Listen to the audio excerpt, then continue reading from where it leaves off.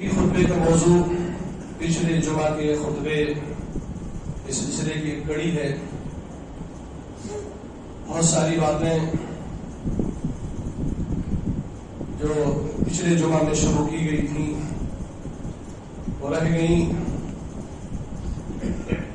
توحید کی اہمیت اور اس کی فضیلت اور یہ اسلام کے 5 ارکان میں سے پہلے رکن کے پہلے حصے کا مفہوم اور اس کا معنی اور اس کی وضاحت ہے۔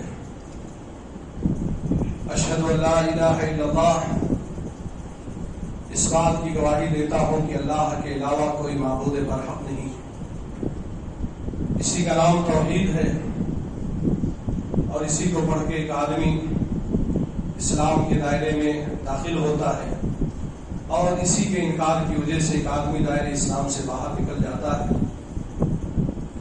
اس عقیدے کی ہی فضیلت ہے، یہ بھی میں نے آپ کے سامنے بتایا تھا کہ ہماری اور آپ کی پیدائش سارے انسانوں کو اللہ تعالیٰ نے، یہاں تک کہ جنات کو بھی اللہ تعالیٰ نے صرف اور صرف اپنی عبادت کے لیے پیدا کروایا۔ عقیدہ توحید کو آباد رکھنے کے لیے، اس کو قائم رکھنے کے لیے ہی اللہ تعالیٰ نے اتنی بڑی انسانوں کی مخلوق پیدا فرمائی۔ جنات تو ہم کو نہیں نظر آتے، لیکن انسان تو نظر آتے ہیں، اور بمبئی والے تو انسانوں کی قیمت سمجھتے ہیں، ان کی بھیڑ سمجھتے ہیں۔ ایک ریلوے اسٹیشن پر صبح کھڑے ہو جائیں یا شام میں کھڑے ہو جائیں تو ایسا لگتا ہے پورا ہندوستان ہی نہیں بلکہ پوری دنیا ایک پلیٹ فارم پر اکٹھا ہے۔ اتنی بڑی مخلوق کو اللہ تعالیٰ نے صرف اور صرف اپنی عبادت کے لیے پیدا فرمایا۔ اس دنیا میں آنے کا مقصد ہی یہی ہے کہ لوگ ایک اللہ کی عبادت کریں، اللہ تعالیٰ کی توحید کو زندہ رکھیں۔ اس سلسلے میں ایک حدیث مجھے ملی، بہت مشہور حدیث ہے، اہل علم اس کو جانتے ہیں، اور یہ حدیث اور صاحب معاملہ معاذ بن جبل رضی اللہ تعالیٰ عنہ ہے۔ وہ بیان کرتے ہیں، کنت ردف النبی صلی اللہ علیہ وسلم علی حمار، میں پیارے نبی جناب محمد عربی صلی اللہ علیہ وسلم کے ساتھ آپ کے پیچھے ایک گدھے پر آپ سوار تھے، میں آپ کے ساتھ پیچھے بیٹھا ہوا تھا۔ آپ صلی اللہ علیہ وسلم نے مجھے آواز دی، یا معاذ بن جبل، اے معاذ بن جبل، تو میں نے کہا لبیک یا رسول اللہ وسعدیک، اے اللہ کے رسول فرمائیے میں حاضر ہوں۔ پھر کچھ دور آپ صلی اللہ علیہ وسلم چلے یا کچھ دیر چلے، پھر آپ نے کہا یا معاذ بن جبل، میں نے کہا لبیک یا رسول اللہ وسعدیک، اللہ کے رسول فرمائیے میں حاضر ہوں۔ تو آپ صلی اللہ علیہ وسلم نے مجھے اسے سوال کرتے ہوئے پوچھا، اتدری ما حق اللہ علی العباد وما حق العباد علی اللہ، اے معاذ بن جبل جانتے ہو کہ اللہ کا اس کے بندوں پر کیا حق ہے اور بندوں کا اللہ پر کیا حق ہے؟ معاذ بن جبل کہتے ہیں، میں نے کہا اللہ و رسول عالم، اللہ اور اس کے رسول زیادہ جانتے ہیں، اللہ اور اس کے رسول۔ صحابہ کرام کا ایک بڑا پیارا طریقہ تھا، اور یہ طریقہ ہمارا بھی ہونا چاہیے، یہاں تک کہ علماء کا بھی ہونا چاہیے، کہ آپ سے اگر کوئی سوال کیا جائے، کوئی مسئلہ پوچھا جائے اور اس کا علم نہ ہو تو آپ اس کے بارے میں لا ادری کہہ دیں، لا عالم کہہ دیں کہ مجھے نہیں معلوم ہے، یہ بہت اچھی بات ہے۔ اسی لیے عبداللہ ابن مسعود رضی اللہ تعالیٰ عنہ کہا کرتے تھے، کسی سوال کے جواب میں جس سوال کا جواب نہ معلوم ہو، یہ کہہ دینا کہ میں نہیں جانتا ہوں، یہ بھی ایک علم ہے، میں نہیں جانتا ہوں یہ بھی ایک علم ہے، تاکہ سامنے والا آپ کے غلط جواب کی وجہ سے گمراہی کا شکار نہ ہو۔ تو میں نے کہا اللہ اور اس کے رسول زیادہ جانتے ہیں۔ تو آپ صلی اللہ علیہ وسلم نے فرمایا، حق اللہ علی العباد، اللہ کا اس کے بندوں پر جانتے ہو کیا حق ہے؟ ان یعبدوہ ولا یشرکوا بہ شیئا، یہ بندے اسی کی عبادت کریں، ایک اللہ کی عبادت کریں اور اس کی عبادت میں کسی کو شریک اور ساجیدار نہ ٹھہرائیں۔ اور بندوں کا بھی اللہ پر حق ہے، بندوں کا اللہ پر کیا حق ہے؟ اللہ یعذب من لا یشرک بہ شیئا، کہ جو لوگ اللہ تعالیٰ کی وحدانیت پر قائم ہیں، تنہا اللہ کی عبادت کرتے ہیں اور اس کی ذات کے ساتھ اور اس کی عبادت میں کسی کو شریک نہیں ٹھہراتے ہیں، اللہ ان کو عذاب نہ دے۔ یہ پیارے نبی جناب محمد عربی صلی اللہ علیہ وسلم، یہ ہندوستان، پاکستان، بنگلہ دیش، پوری دنیا میں جتنے انسان ہیں، ان سارے انسانوں پر، خالی ہم مسلمانوں پر نہیں، خالی اہل سنت والجماعت یا اہل حدیث یا سلفی یا حنفی شافعی مالکی حنبلی پر نہیں، یہ دنیا میں جتنے انسان ہیں سب اللہ کے بندے ہیں، سب کے اوپر اللہ کا حق ہے کہ اس کی عبادت کریں۔ آپ جانتے ہیں کہ اللہ تعالیٰ نے یہ عہد و پیمان بہت پہلے لے لیا تھا۔ بہت سارے لوگ خوش فہمی کا شکار ہیں کہ پیدا ہونے کے بعد، جوان ہونے کے بعد یہ ساری چیزیں ہمارے اوپر لاگو ہوتی ہیں۔ بات تو صحیح ہے کہ انسان جب بالغ ہوتا ہے، عاقل ہوتا ہے، سمجھدار ہوتا ہے، تب اس کے اوپر اللہ تعالیٰ کی عبادت لاگو ہوتی ہے۔ مگر عقیدہ توحید ایک ایسا واحد ایگریمنٹ ہے کہ جس کو اللہ تعالیٰ نے ہم تمام انسانوں کو، ہندو ہو یا مسلمان، سکھ ہو یا عیسائی، دنیا کے جتنے انسان ہیں، پیدا کرنے سے پہلے جب ہم لوگ اپنے باپ دادا کے پشت میں تھے، اللہ تعالیٰ نے سب کو ان کے باپ دادا کے پشت سے نکالا اور کیا کہا؟ وَإِذْ أَخَذَ رَبُّكَ مِن بَنِي آدَمَ مِن ظُهُورِهِمْ ذُرِّيَّتَهُمْ وَأَشْهَدَهُمْ عَلَىٰ أَنفُسِهِمْ أَلَسْتُ بِرَبِّكُمْ، کیا میں تمہارا رب نہیں ہوں؟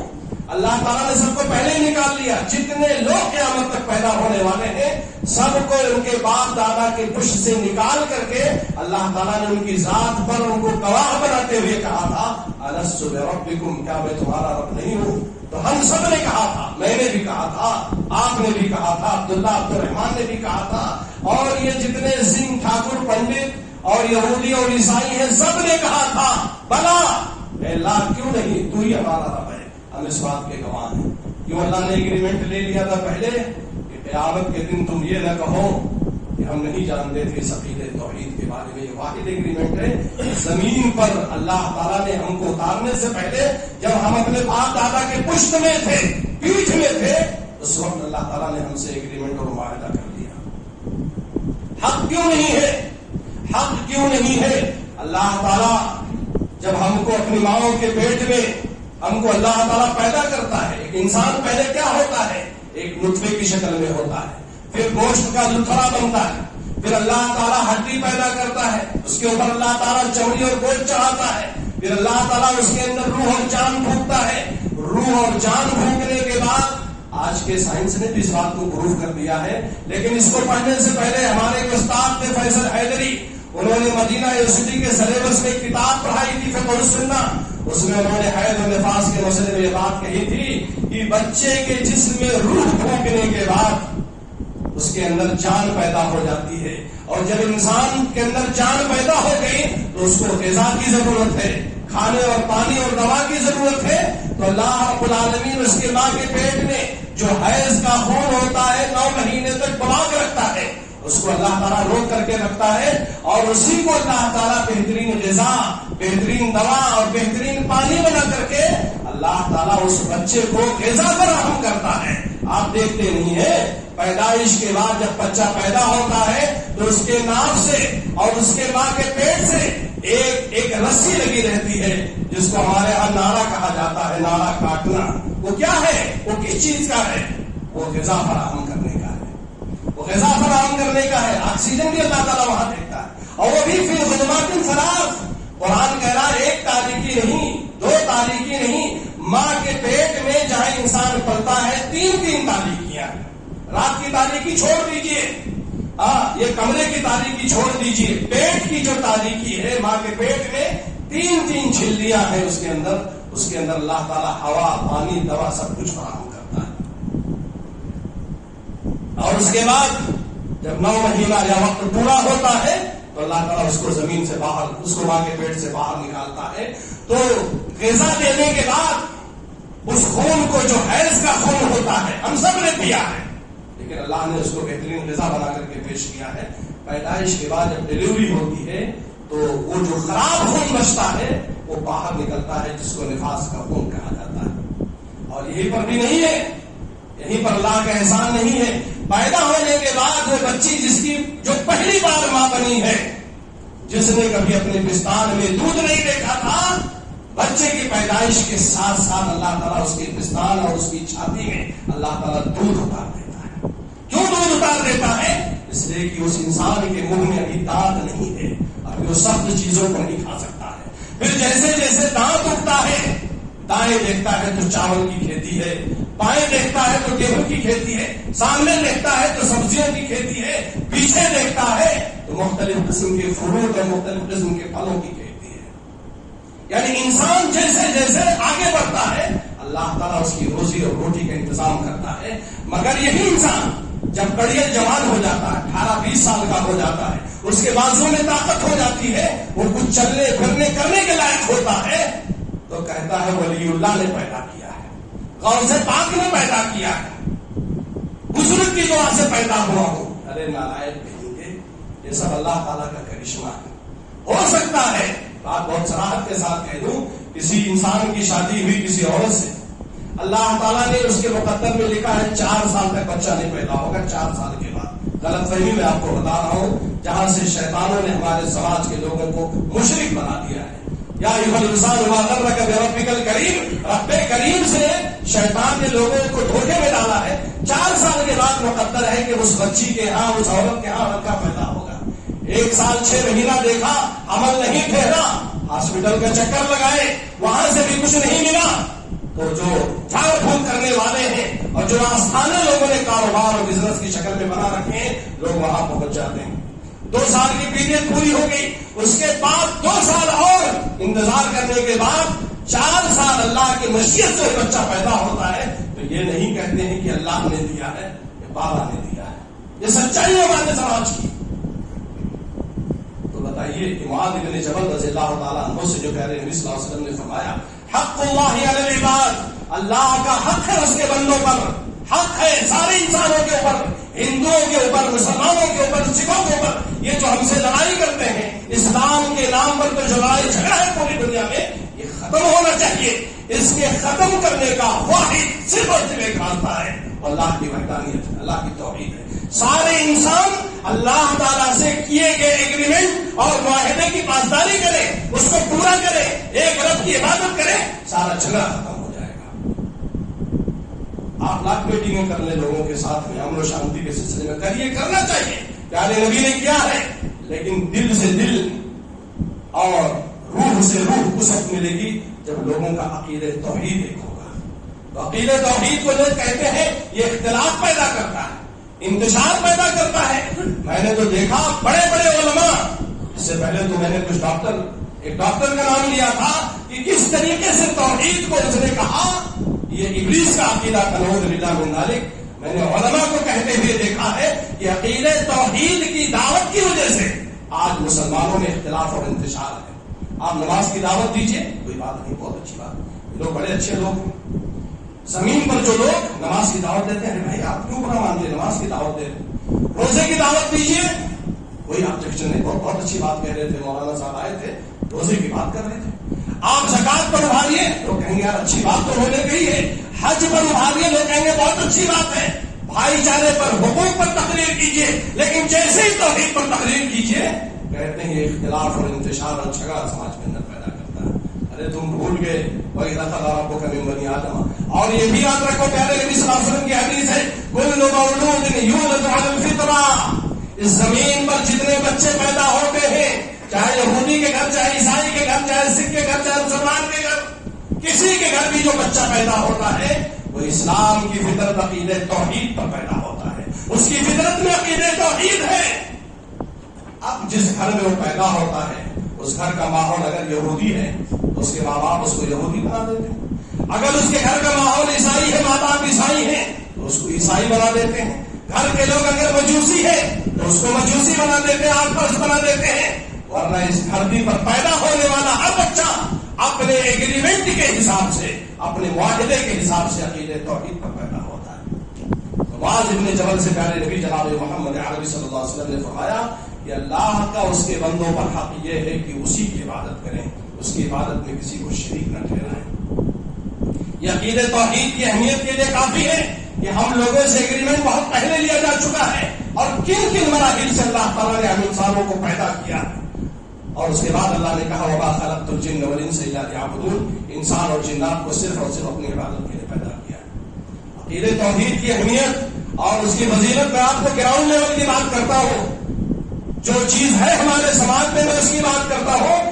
عقیدہ توحید کی اہمیت کے لیے یہ چیز کافی ہے. کہ روزمرہ جو ہم لوگ عبادت کرتے ہیں نا، ذکر و اذکار کرتے ہیں، دعا کرتے ہیں، عبادت کرتے ہیں، آپ کا کوئی ذکر، آپ کی کوئی دعا، آپ کی کوئی نماز، آپ کی کوئی عبادت توحید کے بغیر مکمل نہیں ہے۔ آپ دیکھ لیجئے، آپ جب سوتے ہیں تو جن کو معلوم ہے وہ کون سی دعا پڑھتے ہیں؟ بِإِسْمِكَ اللَّهُمَّ أَمُوتُ وَأَحْيَا، بِإِسْمِكَ اللَّهُمَّ أَمُوتُ وَأَحْيَا۔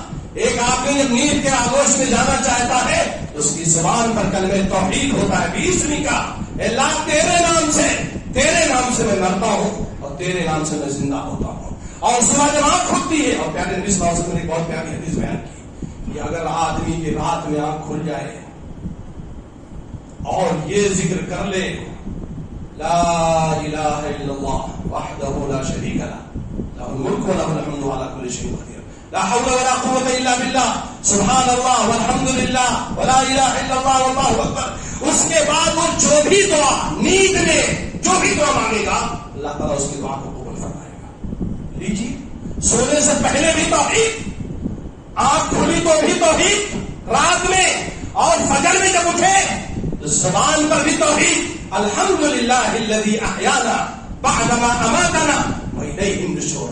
اس رب کی تعریف ہے جس نے مجھے مارنے کے بعد دوبارہ چلا دیا۔ اس لیے کہ نیند یہ موت کی ایک شکل ہے، نیند یہ موت کی شکل ہے۔ یہ اس بات کا ثبوت ہے کہ جو رب آپ کو سلا کر کے دوبارہ اٹھاتا ہے، وہ رب آپ کو قبر میں اتار کر کے موت دے کر کے دوبارہ قیامت کے دن بھی کھڑا کرے گا۔ اس کے بعد آدمی وضو کرتا ہے، وضو کرنے کے بعد کون سی دعا پڑھتے ہیں؟ اشہد ان لا الہ الا اللہ، تجدید، رینیول ہو رہا ہے، آپ کا عقیدہ توحید ریفریش ہو رہا ہے۔ اشہد ان لا الہ الا اللہ وحدہ لا شریک لہ واشہد ان محمدا عبدہ ورسولہ اللہم اجعلنی من التوابین واجعلنی من المتطہرین۔ میں اس بات کی گواہی دیتا ہوں، وضو کر رہا ہے کہ رہا ہے، میں اس بات کی گواہی دیتا ہوں کہ اللہ کے علاوہ کوئی معبود برحق نہیں، اس کی عبادت میں اس کا کوئی شریک و ساجھیدار نہیں۔ اور اس کے بعد جب نماز کے لیے کھڑا ہوتا ہے تو توحید کے ذریعے شروع کرتا ہے اپنی نماز، اللہ اکبر، اللہ سب سے بڑا۔ یہی تو عقیدہ توحید ہے، اسی کو تو ہندوستانی پاکستانی مسلمان سمجھ نہیں پاتا۔ اللہ سب سے بڑا ہے، جب اللہ سب سے بڑا ہے تو عبادت کس کی ہونی چاہیے بتائیے؟ اللہ سب سے بڑا ہے، رکوع میں بھی جاتا ہے تو بھی اللہ اکبر کہتا ہے، رکوع سے اٹھتا ہے تو بھی اللہ سمیع اللہ لمن حمدہ کہتا ہے۔ مقتدی لوگ بھی توحید پر ہیں، ربنا ولک الحمد۔ سجدے میں بھی جاتا ہے تو سبحان ربی الاعلیٰ، میرے اعلیٰ ترین رب کی ذات پاک ہے، سبحان ربی العظیم، یہاں پر بھی عقیدہ توحید ہے۔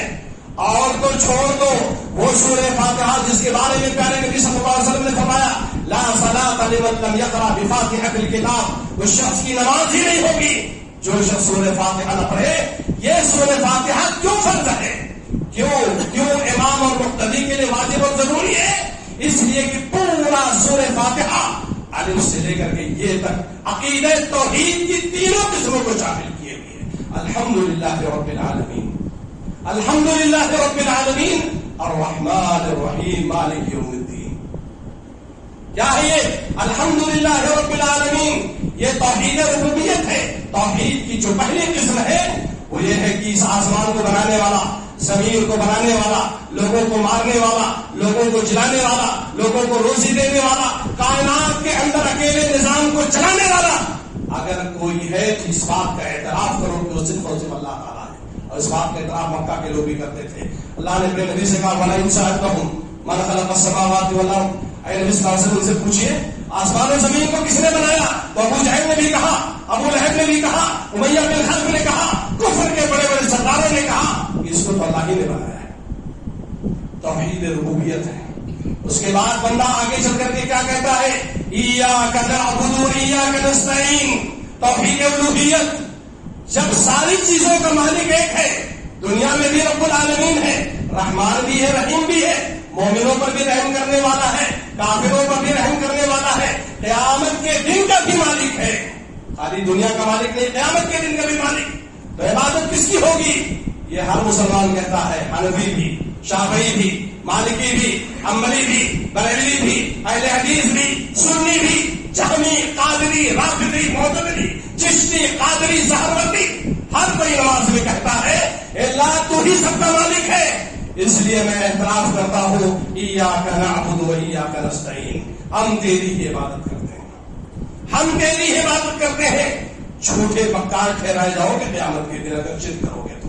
اس لیے کہ ہر سورہ فاتحہ میں اس بات کا اعتراف کرتے ہو کہ اللہ ہم تیری ہی عبادت کرتے ہیں، تجھی سے مدد طلب کرتے ہیں، اور نماز سے نکلنے کے بعد پتہ نہیں کس سے مدد طلب کرتے ہیں۔ توحید الوہیت کی اساس اور بنیاد ہے، اس میں توحید ربوبیت بھی ہے، توحید الوہیت بھی ہے، اور رحمان الرحیم میں توحید اسماء و صفات بھی ہے۔ یعنی ایک آدمی جو 5 وقت کی نماز پڑھتا ہے سنت موقدہ اور فرض اور ساری چیزوں کے ساتھ میں، وہ 5 ٹائم توحید کی تجدید کرتا ہے، اس کا رینیول کرتا ہے۔ آپ ذکر کی بات نکل گئی، نماز کی بات نکل گئی، پیارے نبی جناب محمد عربی صلی اللہ علیہ وسلم کے جتنے مسنون اذکار ہیں، آپ کوئی ایک ذکر خود بتا دیجئے کون سا ذکر ہے جو عقید توحید سے خالی ہو۔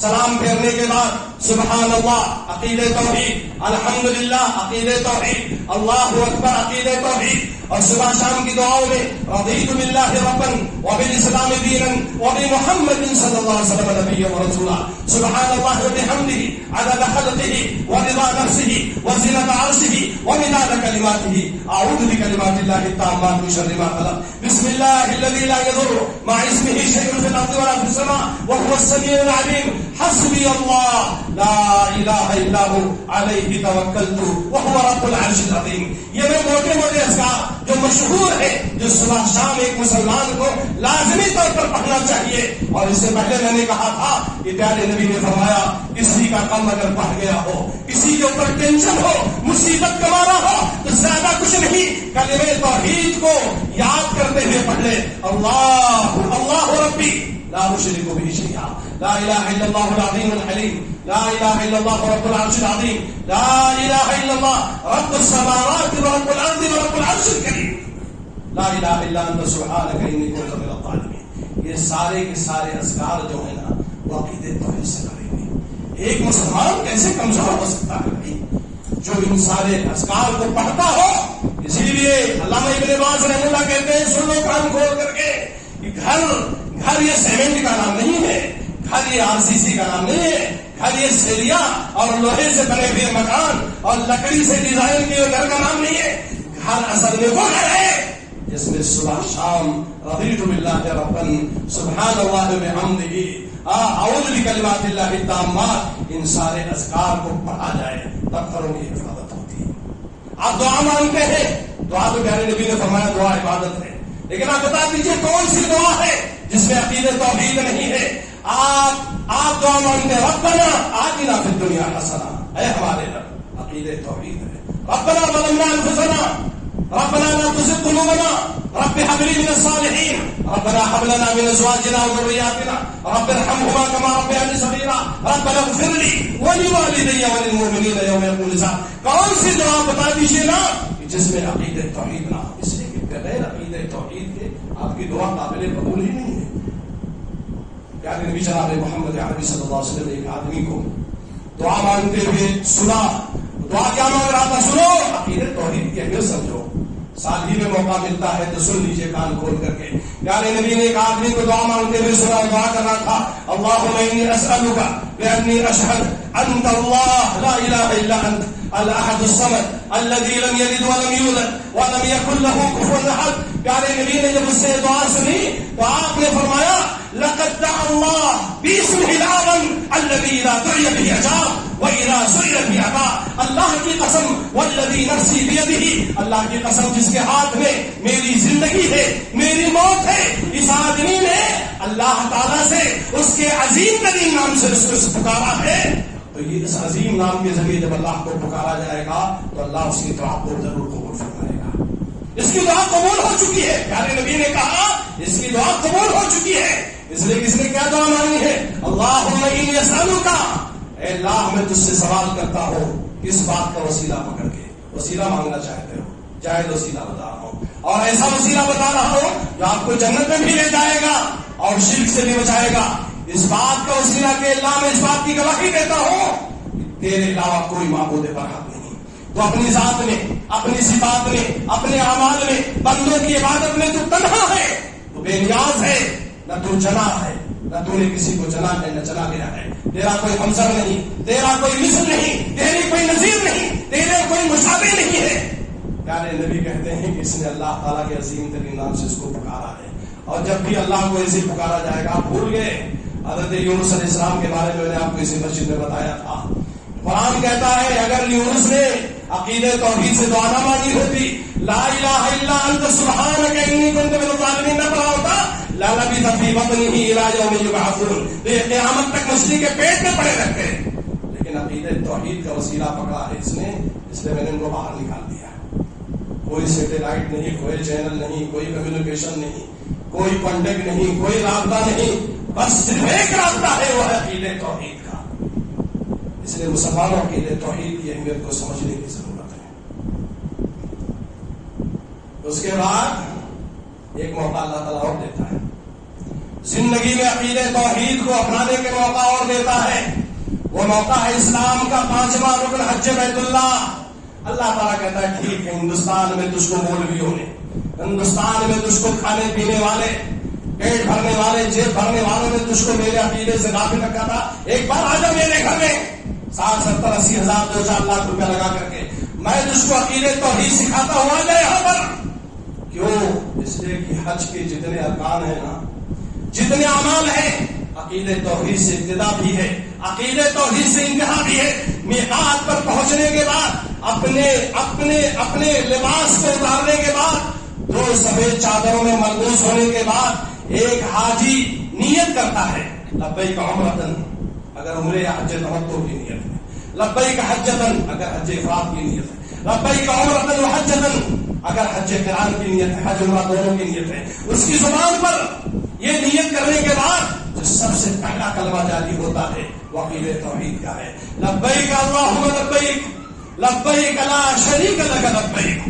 یہ عربی بھی کہتا ہے، شافعی بھی کہتا ہے، مالکی بھی کہتا ہے، حنبلی بھی کہتا ہے. ارے معتزلی، جہمی، قادری، چشتی، قادری، سہروردی سب کہتے ہیں لبیک اللہم لبیک لا شریک لک لبیک. لا، اس حج میں، اس عبادت میں تیرا کوئی شریک ساجھیدار نہیں. تو نے بلایا ہے، ابراہیم علیہ السلام کے ذریعے تو نے دعوت دی ہے، اپنے نبی کے ذریعے تو نے ہم کو بلایا ہے، نبی نے دعوت دی ہے، تو ہم یہاں پر حاضر ہیں. تیرا کوئی شریک نہیں ہے، سب کو چھوڑ کر کے آیا ہو.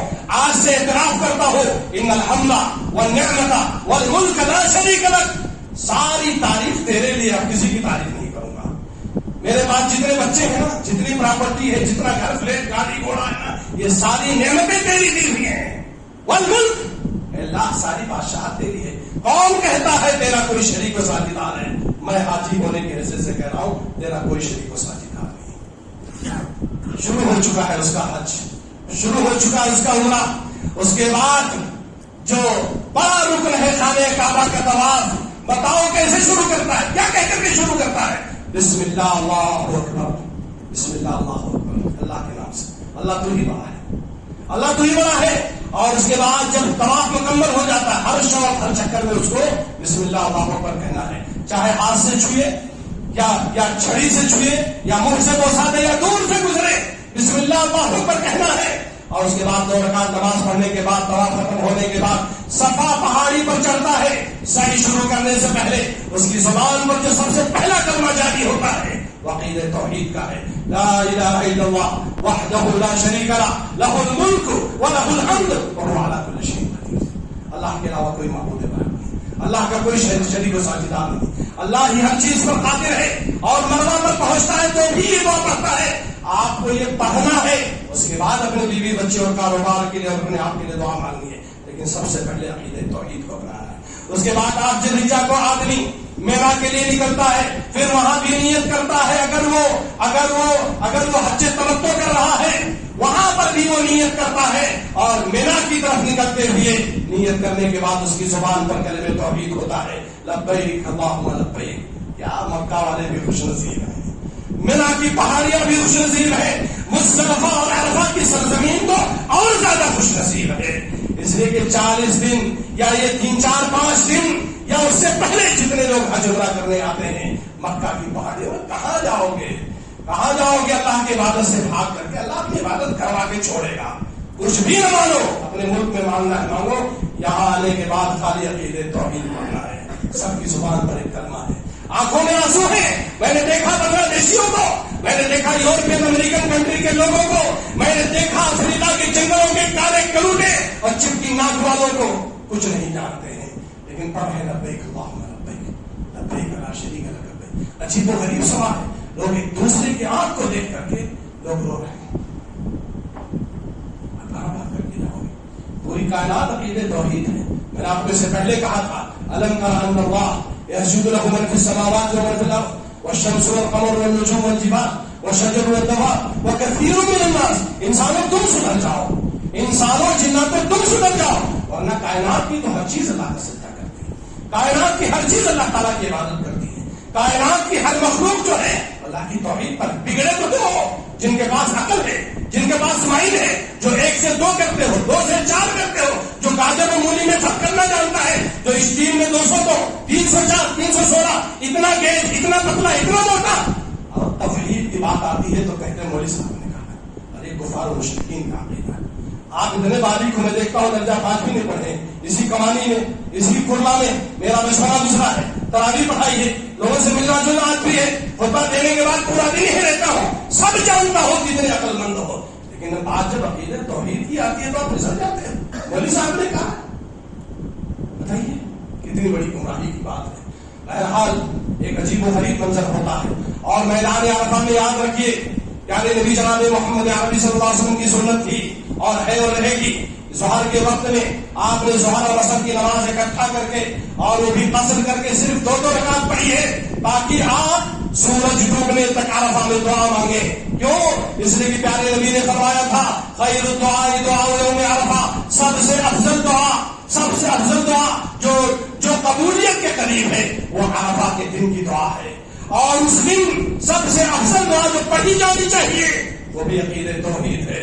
لا الہ الا اللہ وحدہ لا شریک لہ لہ الملک و لہ الحمد وہو علی کل شیء قدیر۔ اس کے بعد آپ مزدلفہ آتے ہیں، رات گزارتے ہیں، اور اس کے بعد آپ کنکری بھی مارتا ہے ایک آدمی تو اس کی زبان پر ہوتا اللہ اکبر، اللہ سب سے بڑا ہے۔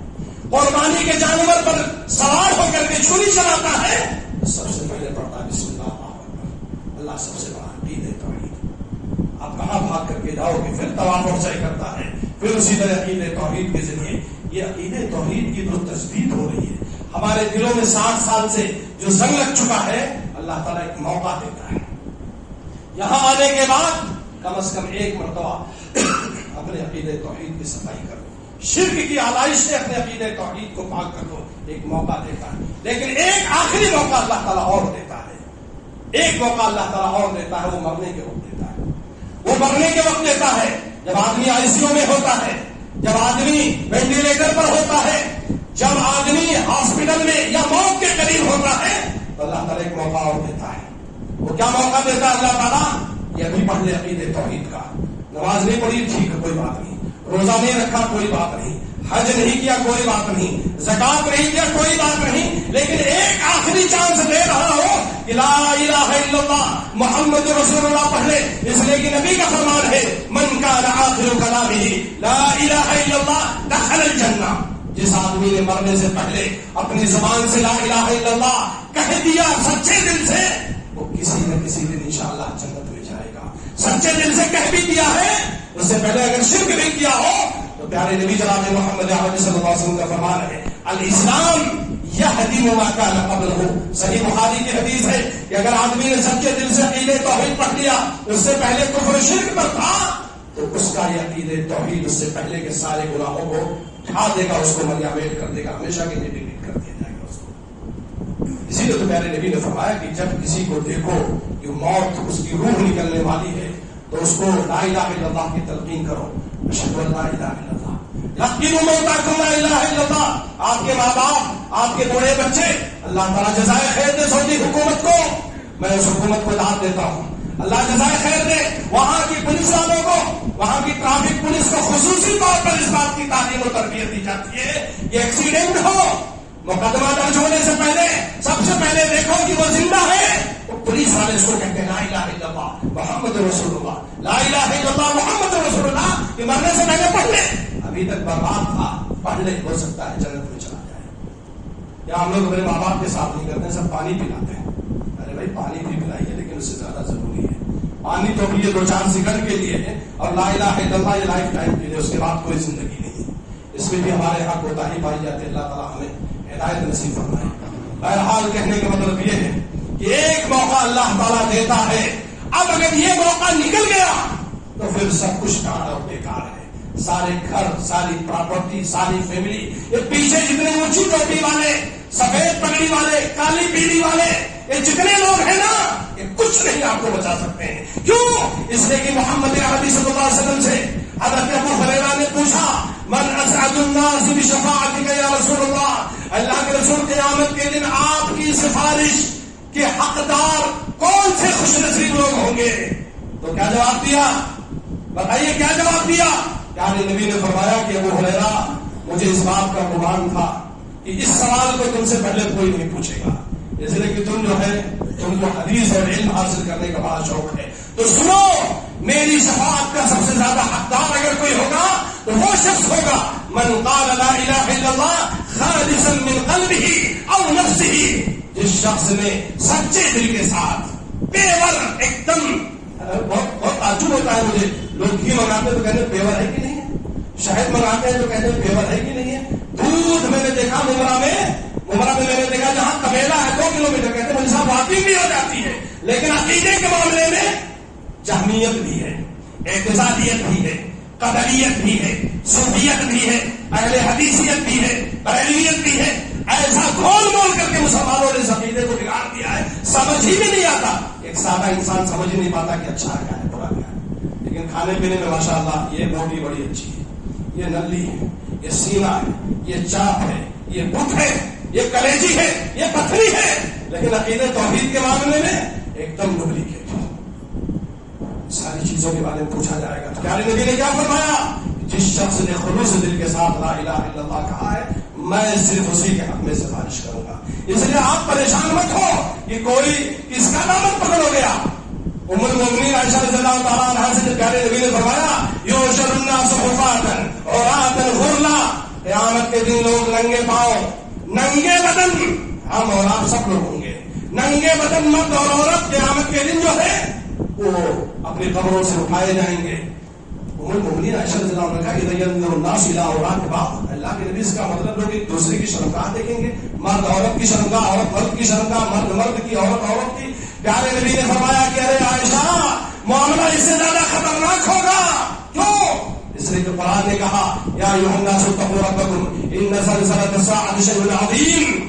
ارے قیامت کا جھٹکا ایسا ہے نا کہ اچھے اچھوں کو پانی پلا دے گا, پتہ ہی نہیں ہوگا, حاملہ عورتوں کا حمل گر جائے گا, دودھ کے پیچھے بچے کو ماں چھوڑ کر کے بھاگے گی, یاد ہی نہیں ہوگا کہ یہ بچہ ہے. تم شرمگاہ کی بات کر رہے ہیں. اب آپ یہ بتائیے کہ جب دامن ہی نہیں ہوگا تو آپ کیا پکڑو گے؟ خالصا من قلبہ, جس آدمی نے سچے دل کے ساتھ عقیدہ توحید پڑھا ہے. اس لیے میں زیادہ فوکس کر رہا ہوں. بہت سارے لوگ کہہ رہے ہوں گے مولوی صاحب یہ سب چیزیں بہت بچپن سے جانتے ہیں. اللہ تعالیٰ جزائے خیر دے. سعودی علماء کو ہم لوگ کھانے والی میں پڑھتے تھے, یہ بارش کے دنوں میں زیادہ آتے تھے تو بیچارے جو بھی آئے عقیدہ توحید پر درس, جو بھی عالم آیا مجھے نہیں یاد ہے کہ سب نے عقیدہ توحید پر درس دیا. ہم لوگ چھوٹے تھے, 3ری 4تھی جماعت میں پڑھتے تھے, عربی سیکھ رہے تھے, 2-4 حدیث کی کتابیں پڑھے تھے, تو آپس میں کہتے تھے ان کو اس کے علاوہ کوئی تقریر نہیں یاد, ان کو اس کے علاوہ کوئی موضوع نہیں یاد. لیکن جب مدینہ گئے, مدینہ سے ہندوستان آئے, آپ لوگوں سے ملے, تقریر کرنا شروع کیا تو پتا چلا بھائی اس کے بغیر کچھ نہیں ہے, اس کے بغیر سب بیکار ہے. اللہ رب العالمین سے دعا ہے کہ اللہ تعالیٰ ہمیں عقیدہ توحید سمجھنے کی توفیق عطا فرمائے. یاد رکھیے مرنے کے بعد عقیدہ توحید آپ کا پیچھا نہیں چھوڑے گا, یا آپ کو یا تو جنت میں پہنچائے گا یا اس کے انکار کیجیے سے آپ جہنم میں جاؤ گے. یہی تو آپ کا ٹھکانہ, یاد رکھنا. تیسرا کوئی ٹھکانہ نہیں ہے بیچ کا. اس لیے کہ قبر میں اتارنے کے بعد جب آپ کے ماں باپ, رشتے دار, دوست احباب واپس آ جاتے ہیں تو 2 کالے کلوٹے ایک دم بھیانک شکل کے فرشتے آپ کو آ کر کے بٹھاتے ہیں. ان کا پہلا کوئسچن, پہلا سوال, 60 سال زندگی کا خلاصہ اور نچوڑ, من رب کا, تیرا رب کون ہے بتا. عقیدہ توحید کا پہلا سوال, تیرا رب کون ہے. پیارے نبی کہہ رہے ہیں جو کافر ہوگا, جو مشرک ہوگا, جو فاسق ہوگا, جو فاجر ہوگا, جس نے توحید کا تے نہیں سنا ہوگا وہ کہے گا ہاں ہاں ہاں لا دے کچھ نہیں جانتا مجھے، میں تو پڑھائی نہیں، مجھے کچھ نہیں معلوم، فیل ہو جائے گا۔ پوچھا جائے گا تیرا رسول کون ہے؟ رسول کی اطاعت کی ہو، محمد رسول اللہ کو صحیح ڈھنگ سے سمجھا ہو تو کہیں اس بات کو۔ بہرحال میرے بھائیوں، کہنے کا مطلب یہ ہے عقید توحید کی اہمیت کو سمجھنے کی ضرورت ہے۔ بات تو پوری ختم ہو گئی، محمد رسول اللہ رہ گیا، وہ بھی لگتا ہے 2 دن جمعہ لے گا۔ اس لیے بہرحال میں اس بات کو یہیں پر روکتا ہوں، یہ اس لیے کہ موضوع بڑا لمبا ہے۔ حضرت نوح علیہ السلام کے بارے میں اللہ نے کیا کہا؟ وَلَقَدْ أَرْسَلْنَا نُوحًا إِلَىٰ قَوْمِهِ فَلَبِثَ فِيهِمْ أَلْفَ سَنَةٍ إِلَّا 50 عَامًا۔ ہم نے نوح کو ان کی قوم میں بھیجا تو 50 سال کا ہم 950 برس تک خالی توحید پر تقریر کرتے رہے، تو یہ 2 ہفتے میں ختم ہوگا، 2 جمعہ میں پورا ہوگا؟ بہت لمبا موضوع ہے، اس میں ایسے شق ہیں، علماء نے اتنی تفصیلات بیان کی ہیں کہ واقعی میں علم کی ضرورت ہے۔ ہم لوگ تو بہت پڑھے لکھے، کم پڑھے لکھے لوگ ہیں، ورنہ جو ہمارے علماء اساتذہ تھے جب وہ بولتے تھے تو ایسا لگتا تھا کہ ان کے منہ سے موتی نکل رہے ہیں۔ کیا کیا بول رہے ہیں بیچارے، توحید کی باریکیاں، اللہ کی وحدانیت کے بارے میں، اور بولتے ہیں عربی زبان میں، اور اس کو ہم لوگ جب عربی میں سمجھتے تو بڑا مزہ آتا تھا۔ اللہ تعالیٰ ان کو جزائے خیر دے، اللہ تعالیٰ ان علماء کو جزائے خیر دے، مولانا ثناء اللہ عمر صدیق کو اللہ جزائے خیر دے، جن کے ذریعے ہمارا تدیحال اہل توحید ہوا۔ اللہ مولانا عبدالغفار مسکوہری کو، مولانا اللہ بخش کو، مولانا ممتاز صاحب کو، میری اگن والے کو، اور علماء کے علاقے میں جو عالم آئے تھے، اللہ تعالیٰ ان سب کو جزائے خیر دے۔ یہ توحید ہے، توحید ایک ٹارچ ہے، ایک روشنی ہے، ایک بلب ہے، ایک ٹارچ ہے، ایک چراغ ہے، یہ جہاں بھی جائے گا اپنی روشنی بکھیر دے گا۔ اللہ کی قسم، یہ لوگ آتے تھے، ہمارے دادا بتاتے تھے، ہمارے والد صاحب بتاتے تھے، مولانا ثناء اللہ پنجاب سے آتے تھے، اور اس کے بعد کہتے تھے گھر پہنچنے کے بعد کہ حاجی صاحب تھوڑا سا ایک کٹورا پانی منگائیے۔ کیا کریں گے بولے صاحب؟ کٹورے میں پانی، تو کہتے تھے وہ سوکھی روٹی نکالتے تھے، سوکھی روٹی نکالتے تھے اہل توحید۔ اللہ نے رحمہ اللہ کے والد نے اس نے کہا تھا پانی جو حدیث پڑھنے جا رہا ہے نا، یہ فقیروں کا علم ہے، فقہ پر یہ مالداروں کا علم ہے۔ روٹی سوکھی نکالتے تھے، اس میں بھگونا چاہتے تھے۔ دادا مرحوم کہتے تھے مولوی صاحب اس دربار پر آپ سوکھی روٹی کھائیں گے اچھا نہیں لگے گا، کچھ نہیں تو چٹنی یا سبزی تو ہم آپ کو کھلائیں گے بھی ساتھ۔ یہ پلاؤ اور بہار کے لوگ بھی خوش نصیب ہیں، اور ہمارے علاقے کے لوگ بھی خوش نصیب ہیں تو عبید اللہ رحمانی مبارک پوری جیسے لوگ ان کو ملے۔ اہل توحید جو ہے یہ اہل توحید کے سوالات میں بتانا چاہتا تھا لیکن وقت نہیں ہے۔ ان کی ایک بڑی خوبی یہ ہے کہ اللہ کے راستے میں دل کھول کر کے خرچ کرتے ہیں۔ پلاؤ اور بہار کا واقعہ مجھے یاد آیا، اور اتفاق سے ہمارے ساتھی اور ماشاءاللہ بہت ہی محنتی ہمارے شیخ فتح الرحمان صاحب کشن گنج بہار سے یہاں تشریف فرما ہے، اور میرے لیے سعادت کی بات ہے کہ مدینہ یسوعی کا راستہ مجھے وہیں سے ملا تھا، وہیں میں نے انٹرویو دیا تھا، وہیں پاس ہوا تھا، ڈائریکٹ الحمدللہ ایڈمیشن ہوا تھا۔ آج آپ لوگوں کے درمیان بیٹھے ہوئے ہیں، اور وہ ماشاءاللہ ایک بہت بڑی یونیورسٹی بنا رہے ہیں اس علاقے میں، بہار میں اور بنگال میں آ کر کے، بلکہ پورے بھارت میں یہ پہلی امام بخاری کے نام پر یونیورسٹی ہے۔ اتنے بڑے عالم کو زندہ کے علم کو زندہ کرنے کے لیے اور مسلمانوں کو تعلیم دینے کے لیے دینی اور دنیاوی ہر اعتبار سے وہ محنت کر رہے ہیں۔ میں اس آدمی کی محنت کو واقعی میں داد دیتا ہوں۔ کبھی حیدرآباد، کبھی دلی، کبھی بنگلور، کبھی بمبئی، کبھی پونا، کبھی واپی، کبھی کہاں۔ ہمارے ایک عرب ساتھی ہیں طائف کے، کہتے ہیں اتنا محنتی آدمی میں نے دیکھا ہی نہیں، خود سے ڈرائیونگ کر رہا ہے، خود سے آدمی پرنٹنگ بھی کر رہا ہے، خود سے آدمی محنت کر رہا ہے۔ تو بہرحال کہنے کا مطلب یہ ہے کہ یہ اہل توحید کا کام کیجیے۔ علماء میں مولانا عبید اللہ رحمانی مبارک ہو گیا ہے، ان کو کتاب چھپوانا تھا، پیسہ نہیں تھا، اللہ تعالیٰ علماء والوں کو جزائے خیر دے۔ ان لوگوں نے کیا کیا؟ گلک جو بچوں کا ہوتا ہے اس کو بنایا، خریدا اور پورے گاؤں میں گھمایا، پورا گلک بھر گیا، مولوی صاحب کے حوالے کر دیا، مولوی صاحب لے جاؤ اس کو، جاؤ کتاب چھپاؤ۔ میرات المفاتیح کون سی کتاب تھی؟ اور جب گھٹے گا تو پھر آئیے گا۔ اہل توحید کبھی اللہ کے راستے میں خرچ کرنے سے پیچھے نہیں رہتے ہیں۔ اس طریقے سے کبھی بھی توحید کے عبادتوں کے قائم کرنے کی بات آئے، توحید کے پرچار کی بات آئے تو ہم لوگوں کو بھی بڑھ چڑھ کر کے الزام لینا چاہیے۔ اللہ تعالیٰ ہمیں عمل کرنے کی توفیق عطا فرمائے، توحید اور اس کی اہمیت کو سمجھنے کی توفیق عطا فرمائے۔ میں پھر کہوں گا آپ اپنے بچوں سے غافل مت ہوئیے۔ آپ کے بچے جو ہیں وہ توحید کے خلاف جا رہے ہیں۔ آپ کے بچے کہیں ایسا نہ ہو کہ شرک پھیلانے والوں کے ہتھ کنڈے لگ جائیں، آپ کی پوری زندگی کی کمائی بیکار ہو جائے گی۔ کوئی رب الرحمہ پڑھنے والا نہیں ہوگا، کوئی رب الفلی والوالدیہ پڑھنے والا نہیں ہوگا۔ اس لیے ہوش کے نہ کھو لیجیے اور اپنے کاروبار کے ساتھ بزنس کے ساتھ اپنے بچوں کی تعلیم و تربیت پر بھی محنت کیجیے. اللہ تعالیٰ ہمیں عمل کرنے کی توفیق عطا فرمائے.